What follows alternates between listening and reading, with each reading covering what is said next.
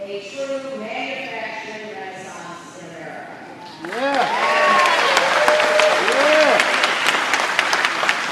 I just was given a short but exciting tour by Mark Durrett and John Couch, who were telling me about how this company was started as, and for most of its early history, was an auto supply company. And then in 2000, as the market began to change and some of the auto companies began to realign, they were faced with a choice. We all face choices in life, don't we? Yeah. And this company could have just said, hey, you know, our business is not going to be what it was. We got to just fold up. Let's, just kind of quit. But that's not what happened here. And what happened here is what can happen across America. You are in now what is largely an aerospace company. And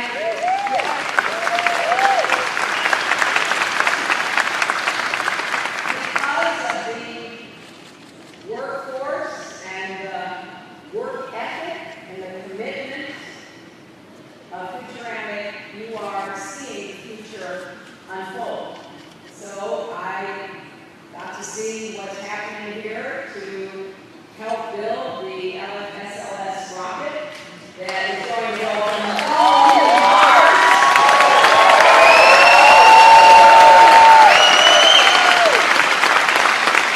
I saw 2 halves of an F-35 nose cone waiting to be put together. I talked with some of the workers about the absolute perfection that is required to do this work. And what I believe with all my heart is that what's happening here can happen in so many places if we put our minds to it, if we support advanced manufacturing, if we are the kind of country that once again understands how important it is to build things. We are builders.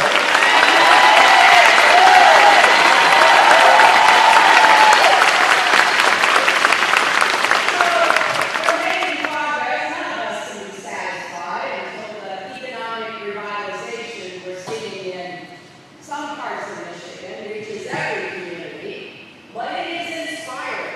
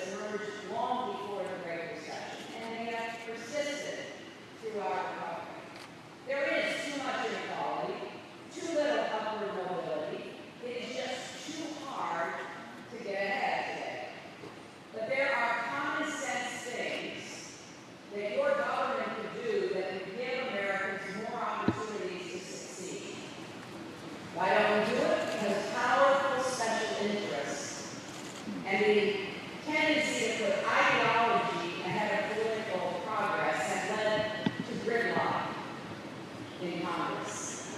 And how can you not be frustrated and even angry when you see nothing getting done? And a lot of people feel no one is on their side and no one has their back. And that is not how it's supposed to be in America. If I am fortunate enough to be your president, I will have your back every single day.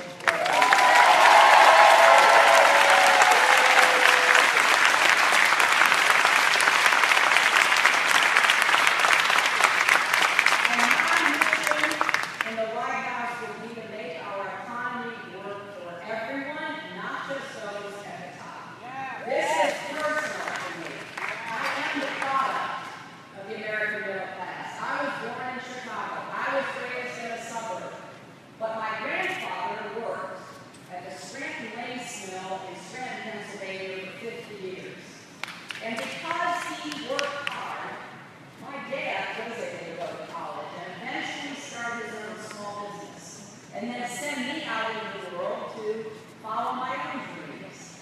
No matter how far those dreams have taken me, I have always remembered I am the daughter of a small business owner and the granddaughter of a factory worker, and proud of both.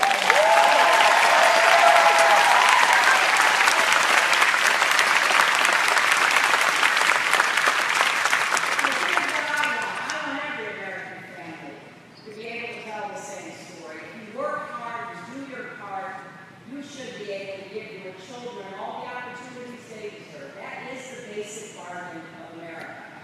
Now, whether we will be able to renew that bargain on even better terms for the 21st century depends in large measure on the outcome of this election.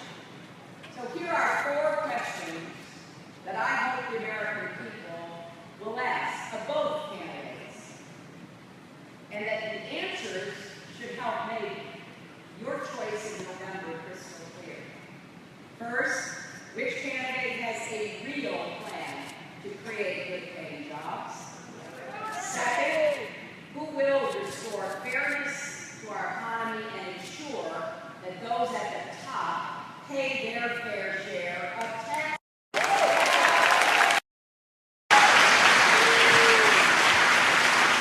Third, who will really go to bat for working families? And fourth, who can bring people together to deliver the results that will make a difference in your lives? Now,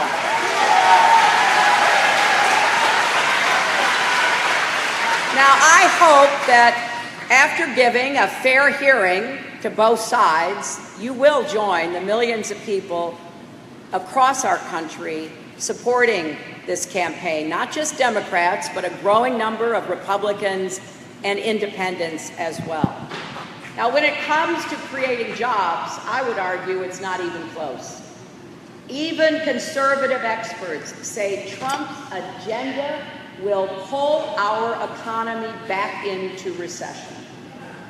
And according to an independent analysis by a former economic advisor to Senator John McCain, if you add up all of Trump's ideas, from cutting taxes for the wealthy and corporations, to starting a trade war with China, to deporting millions of hardworking immigrants, the result would be a loss of 3.4 million jobs.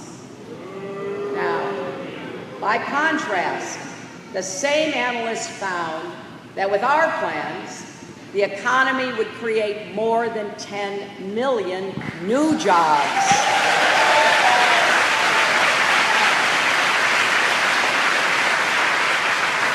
So let me tell you how we would do that. I believe every American willing to work hard should be able to find a job that provides dignity, pride, and decent pay that can support a family. So starting on day one, we will work with both parties to pass the biggest investment in new, good-paying jobs since World War II. We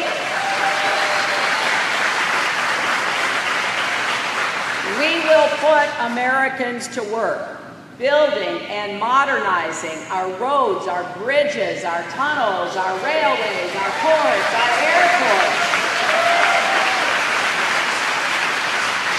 We are way overdue for this, my friends. We are living off the investments that were made by our parents and grandparents' generation. We will also help cities like Detroit and Flint connect underserved neighborhoods to opportunity-expanding, affordable housing, and we will repair schools and failing water systems as well.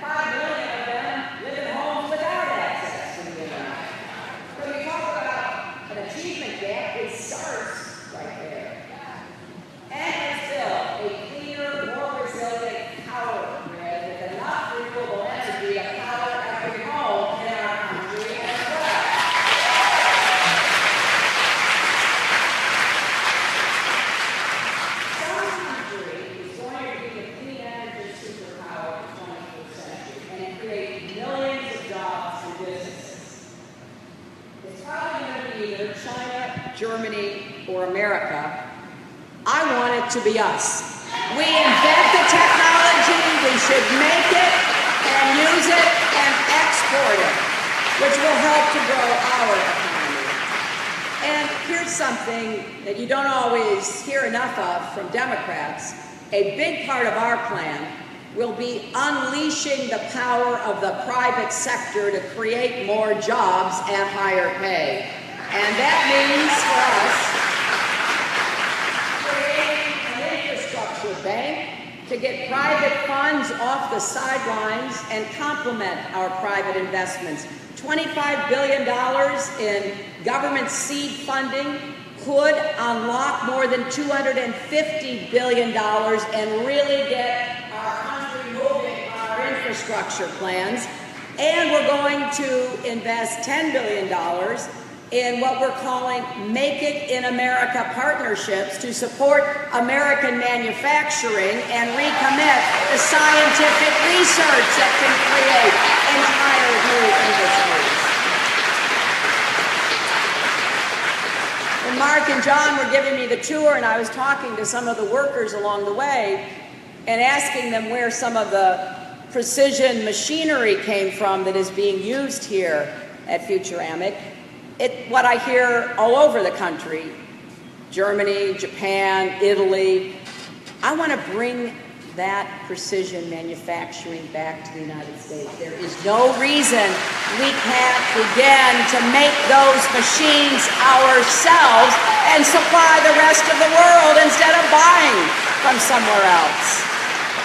Let's also expand incentives like the new market tax credits that can bring businesses, government, and communities together to create good jobs in places that have been left out and left behind. From neglected neighborhoods in Detroit and Flint to logging country, coal country, Native American communities, from rural areas ravaged by addiction and lost jobs to industrial regions hollowed out when factories closed. As president, I will also make a major push to empower small businesses and entrepreneurs with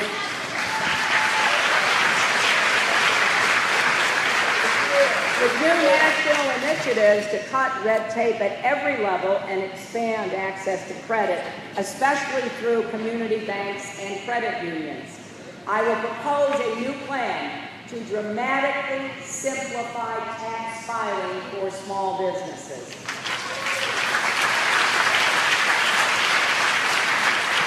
Right now, the smallest businesses, the kind that my dad had, if it was a really small business, spent 20 times more per employee to prepare their taxes compared to larger companies. It should be as easy as printing out a bank statement. Let's free entrepreneurs to do what they do best: innovate, grow, and hire. As Mark said, this company started because of a drive down a road and thinking about it, talking about it, then seeing one of the old Oldsmobile Futuramics and deciding, hey, not only do I have an idea, I've got a name. In America, if you could dream it, you should be able to build it. And we're going to get back to doing that.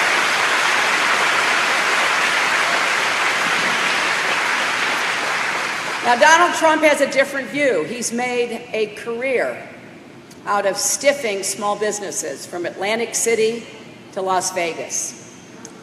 There are companies that were left hanging because he refused to pay their bills.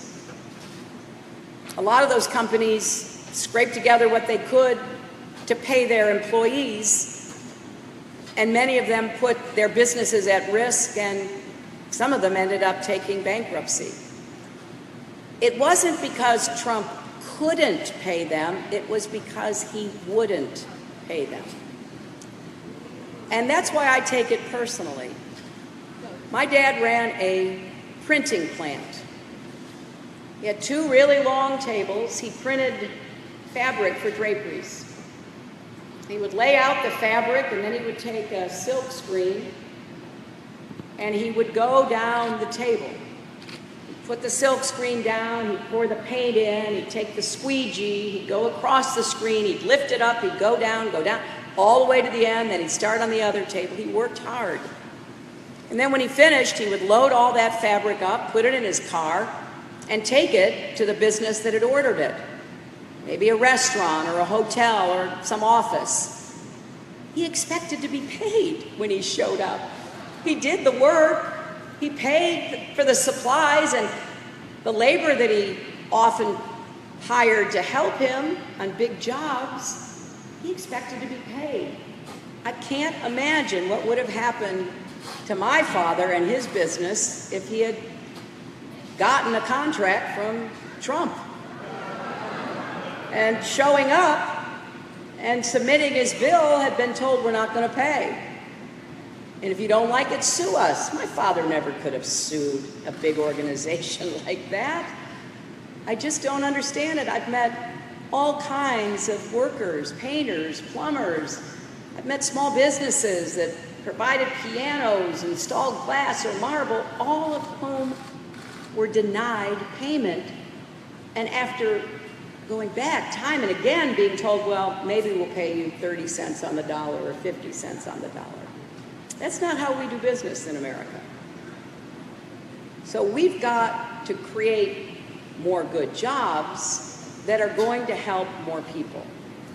For example, our modern service economy is empowering consumers with more choices and greater flexibility, but we do have to empower the workers in our service sector too. The people taking care of our children and our parents, they deserve a good wage and good benefits and a secure retirement. It's crucial that every American have access to the education and skills they need to get the jobs of the future. So we will fight to make college tuition-free for the middle class and debt-free for everyone.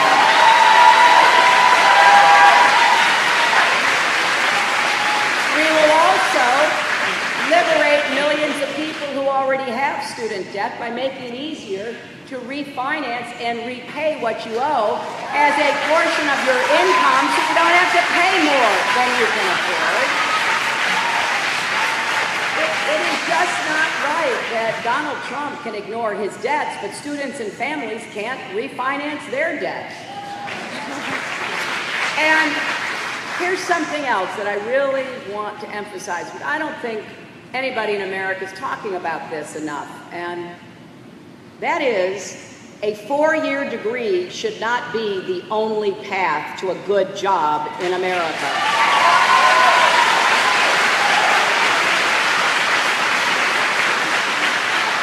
should be able to learn a skill, practice a trade, make a good living doing it. So many Americans have the talent and the will to succeed, whether they're kids right out of high school or older people displaced by automation and outsourcing.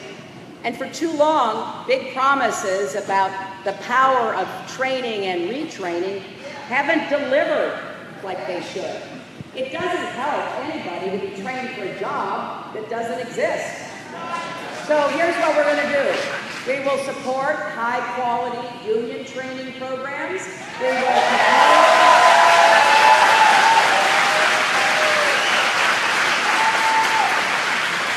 will propose new tax credits to encourage more companies to offer paid apprenticeships that let you earn what you learn.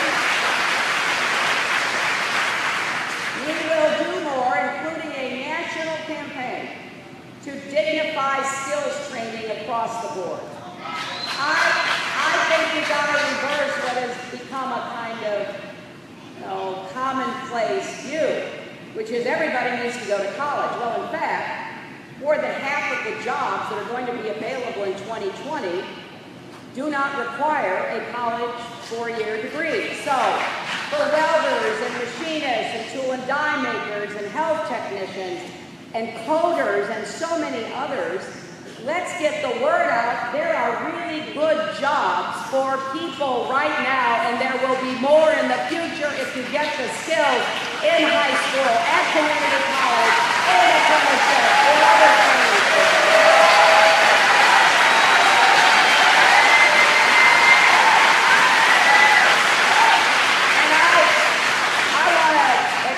The great role that the community college here in Macomb County has played in working with companies like this one to make sure people do have the skills. Now, I imagine some of you might be thinking, well, that all sounds good, but what about trade? After all, Trump talks about it all the time. Well, let's start with this. It is true that too often past trade deals have been sold to the American people with rosy scenarios that did not pan out. Those promises now ring hollow in many communities across Michigan and our country that have seen factories close and jobs disappear. Too many companies lobbied for trade deals so they could sell products abroad, but then they instead moved abroad and sold back into the United States. It is also true that China and other countries have gamed the system for too long. Enforcement, particularly during the Bush administration, has been too lax. Investments at home that would make us more competitive have been completely blocked in Congress. And American workers and communities have paid the price. But the answer is not to rant and rave or cut ourselves off from the world. That would end up killing even more jobs. The answer is to finally make trade work for us, not against us. So my message to every worker in Michigan and across America is this. I will stop any trade deal that kills jobs or holds down wages, including the Trans-Pacific Partnership.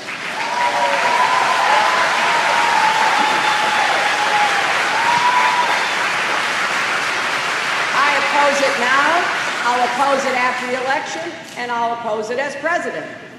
As a senator from New York, I fought to defend New York's manufacturers and steelmakers from unfair Chinese trading practices, and I opposed the only multilateral trade deal that came before the Senate while I was there because it didn't meet my high bar.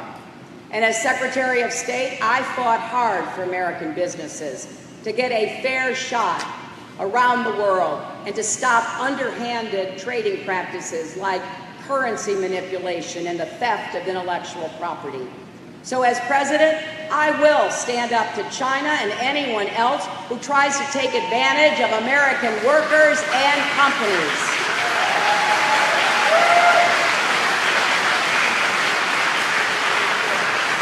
And I'm going to ramp up enforcement by appointing, for the first time, a chief trade prosecutor. I will triple the number of enforcement officers, and when countries break the rules, we won't hesitate to impose targeted tariffs.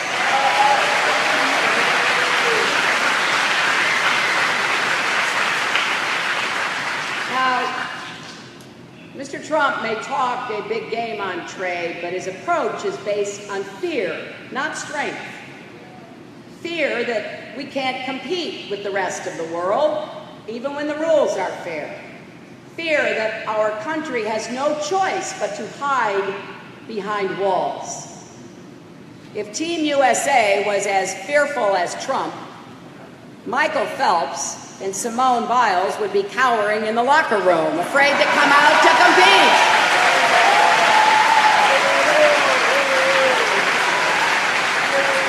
Instead, they're winning gold medals. America isn't afraid to compete. Right now, thousands of Michigan companies are exporting billions of dollars of products around the world.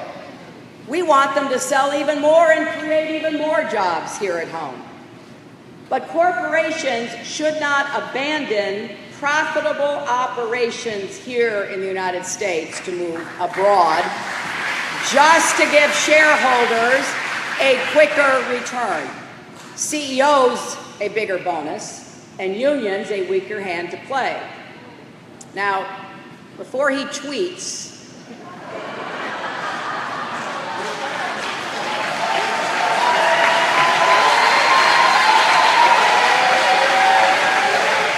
about how he's really the one who will put America first in trade, let's remember where Trump makes many of his own products, because it sure is not America.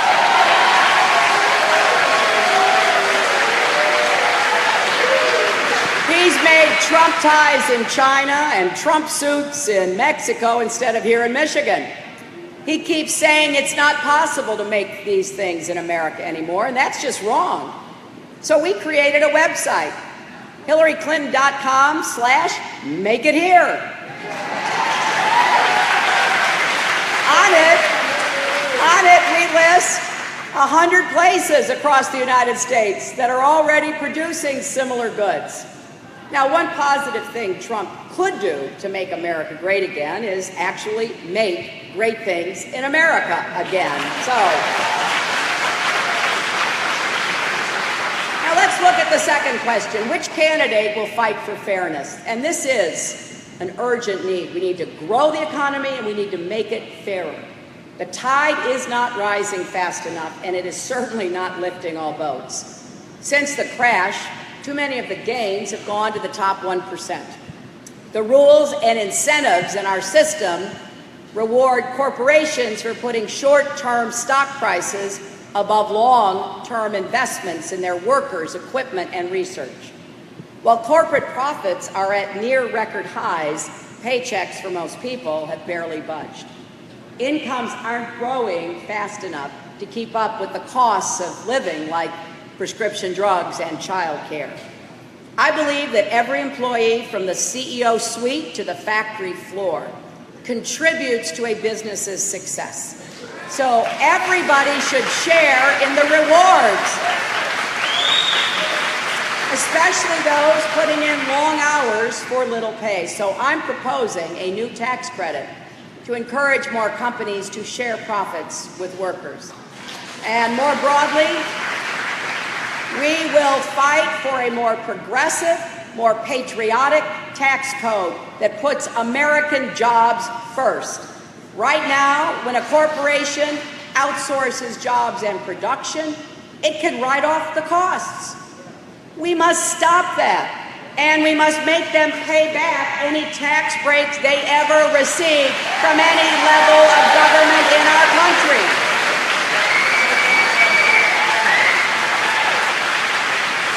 And for those that move their headquarters overseas to avoid paying their fair share of taxes, they're going to have to pay a new exit tax. So if they want to go, they're going to have to pay to go.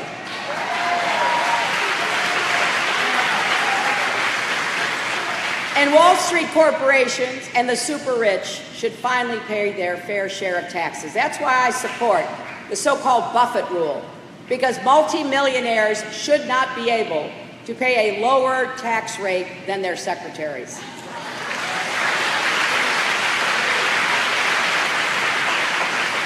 We should also add a new tax on multimillionaires, crack down on tax gaming by corporations, and close the carried interest loophole, something I've advocated for years. Now, compare what Trump says. Now, there is a myth out there that he will stick it to the rich and powerful because somehow he's really on the side of the little guy. Don't believe it. Not when he pledges to rip up basic rules that hold corporations accountable, when he wants to scrap regulations that stop polluters from poisoning the air our children breathe and the water we drink, let insurance companies write their own rules again. Trump would roll back the tough rules that we have imposed on the financial industry. I'll do the opposite. I think we should strengthen those rules so Wall Street can never wreck Main Street again.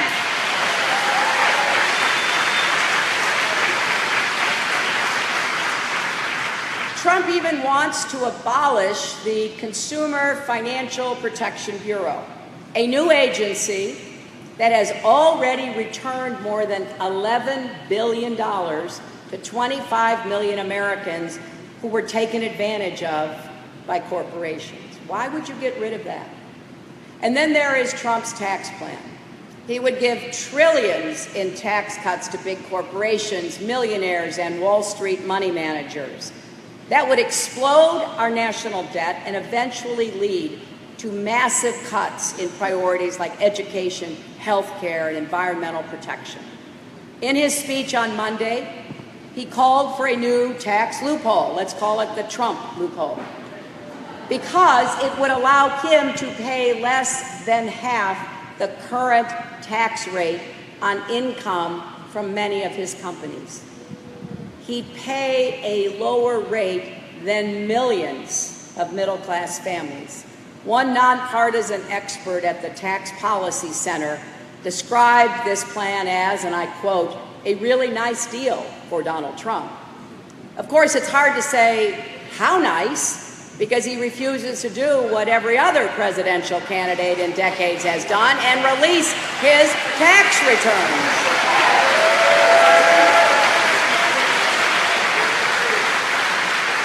But we do know that the 400 richest taxpayers in America would get an average tax cut of more than $15 million a year from the Trump loophole.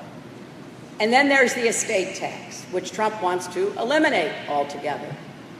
Now, if you believe that he's as wealthy as he says, that alone would save the Trump family $4 billion.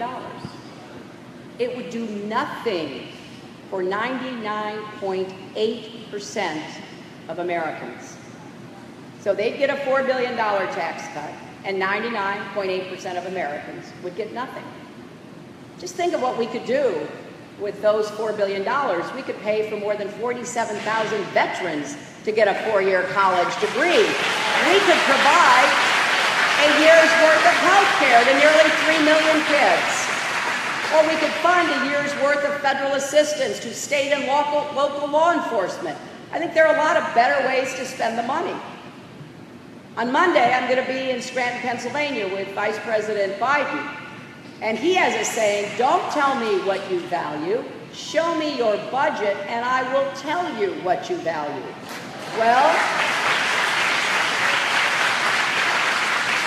Donald Trump wants to give trillions in tax breaks to people like himself. I want to invest it in veterans, our kids, our police officers, and so much more.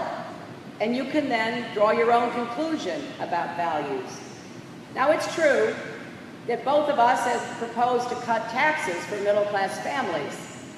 He's making a big promise.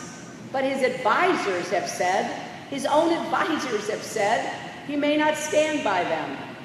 Instead, the tax cuts he doubled down on in his speech in Detroit on Monday offer trillions to the richest Americans and corporations. And one of the differences between Donald Trump and me is I'm telling you what I will do. I'm laying out my plans, and I will stand by them and want you to hold me accountable for delivering results.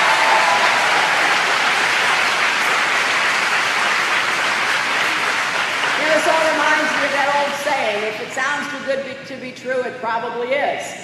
And that brings us to the third question. Which candidate can you actually count on to go to bat for workers and working families? It is not enough to pay lip service to being on your side. We have to recognize how Americans actually live and work in the 21st century and then offer real solutions that make your lives easier. We know that women are now the sole or primary breadwinner in a growing number of families. We know more Americans are cobbling together part-time work or striking out on their own. So we have to make it easier to be good workers, good parents, and good caregivers all at the same time. That's why I've set out a bold vision to make quality, affordable child care available to all Americans and limit the cost to 10% of family income. On Monday, Trump offered his first real ideas on this topic, because previously he had dismissed concerns about child care. He said it was, quote, not an expensive thing because you just need some blocks and some swings. Now he says he wants to exclude child care payments from taxation. His plan was panned from the left, the right, the center, because it transparently is designed for rich people like him. He would give wealthy families 30 or 40 cents on the dollar for their nannies, and little or nothing for millions of hard-working families trying to afford child care so that they can get to work and keep the job. I think instead we should expand the child tax credit to provide real relief to tens of millions of working families struggling with the cost of raising children. The same families that his plan ignores, and that's just a start. Because the more we do to help working families, the more our entire economy will benefit. For example, guaranteeing equal pay won't just increase paychecks for women, it will boost family budgets and get incomes rising across the board. And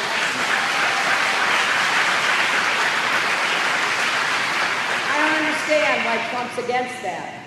Paid family leave won't only make life easier for moms and dads, it will also keep skilled, talented Americans in the workforce and grow our economy. That's why every other advanced country already has it. Again, he's against it. Raising the federal minimum wage won't just put more money in the pockets of low-income families, it also means they will spend more at the businesses in their neighborhood. This is something that even the original automakers understood way back at the beginning of the 20th century when they decided to pay the unbelievable sum of $5 a day to auto workers. And when they were criticized by other businesses, how can you pay that much? They had the best answer: we want people to be able to buy our cars. This is economics 101.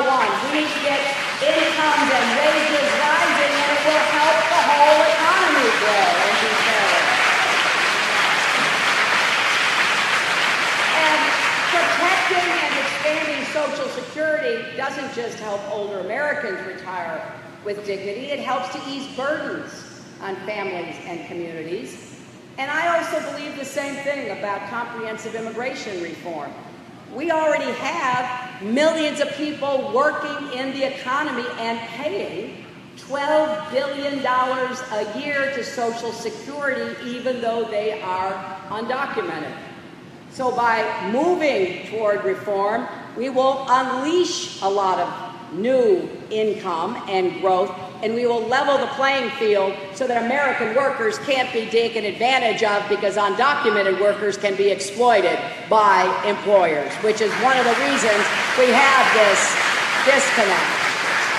And finally, strengthening unions doesn't just serve members, it leads to better pay and benefits and working conditions for all employees. So,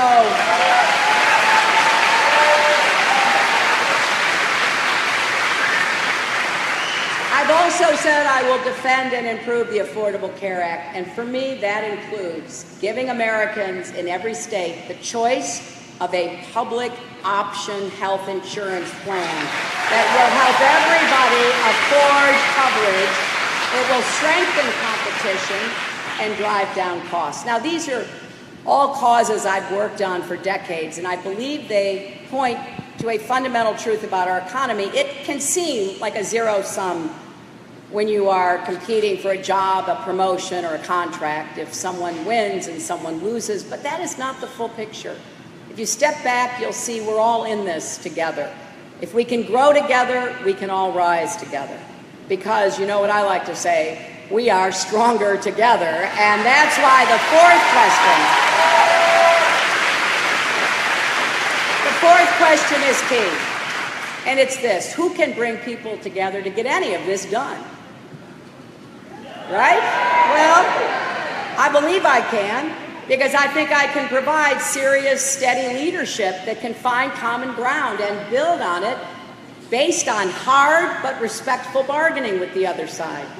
Leadership that rises above personal attacks and name-calling, not revels in it.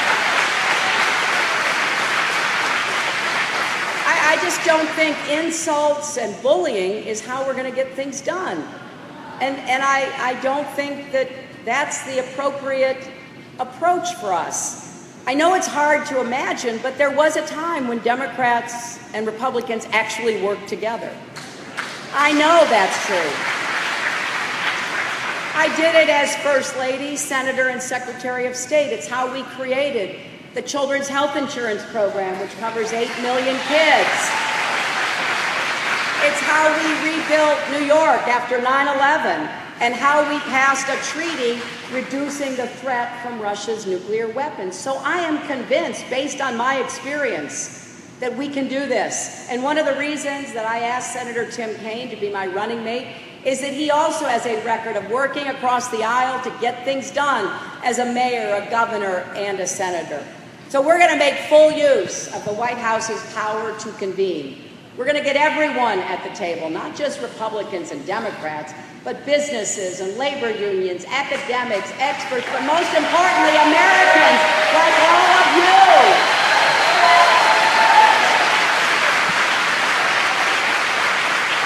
I think there are a lot of great ideas out in America, and I want you to have a say in your government, and that means we've got to get unaccountable money out of politics, overturn Citizens United, and expand voting rights, not restrict them. I intend, starting even before the election, to bring together leaders from across our economy, from a lot of different places, to talk about jobs and competitiveness. And I hope Mark and John can join me, because we need the best ideas that are out there making a difference. We need to pull together. The bottom line is this: I'm running for president to build an economy that works for everyone, not just those at the top. And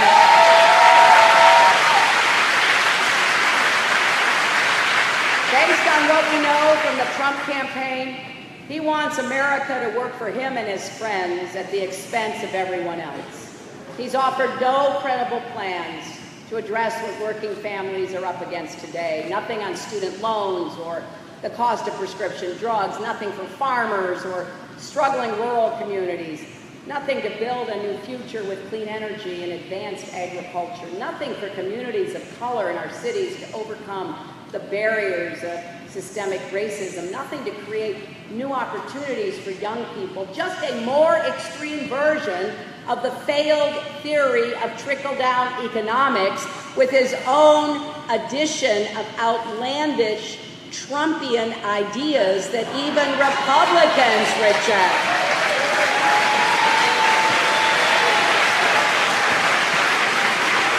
And as we heard him say at his convention, he may believe that he alone can fix our country, but clearly he doesn't know the people of Michigan. He doesn't see the businesses and the labor unions, the local governments, the clergy coming together every single day to make things better. So yes, there is still a long road ahead, but Michigan is on the rise and everyone is contributing. That's America at its best.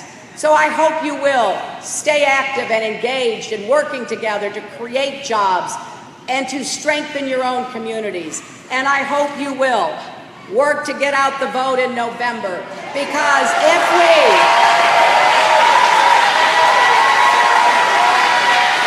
are able to win, then I want you all to work with me to build the kind of